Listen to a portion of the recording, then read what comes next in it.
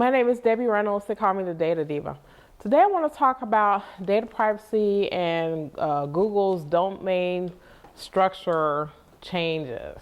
Okay, so Google is making changes to the way that their domain or subdirectory structures are on the products that they have. So this is something that is particular to companies that have multiple different services that they offer consumers. So basically, Google used to have a domain structure like a subdomain. So like, for example, let's say you use Google Maps or you use Google Mail or something like that. They would have their own subdomain. So for example, let's say you opted out of certain things. Like you, for example, let's say you were doing Google search. On the search, you said, I don't want it to use my microphone or something. But then you went over, if you go over to, so you may have to make that same choice. Basically, Google made this change to their subdomains. So basically, instead of having subdomains, they have subdirectories. So that means now, for example, if you're in search and you say, I don't want, or I do want to use my microphone for search, it will make that microphone change across all the other services that you're using.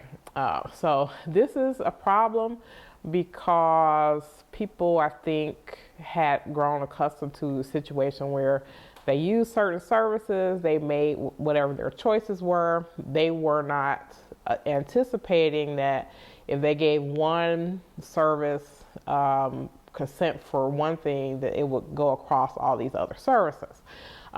This is also an issue with the way that our laws in the U.S. have been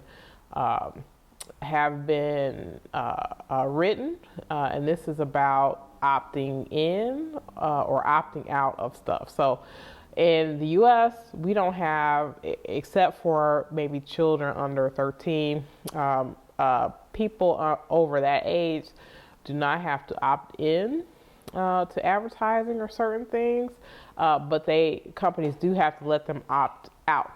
So as a result of this, companies can opt people in. And a lot of companies are opting people in without them knowing to certain things, and then you have to find a way to opt out. But I think as companies like Google and other companies that provide multiple different service lines under their banner of their company, I think people need to be very careful about what types of consents or opt-outs that they have. So definitely go into your apps now, check your settings, make sure that they're what you want them to be. But I think people don't expect that if they say yes to something in one place, that it's also going to be changed in other places. So it remains to be seen what's going to happen here. This is not an issue specifically to Google, even though this issue came to my attention as a result to this Google change. I think these types of changes can also happen in other types of apps, especially those that have multiple services that are being provided.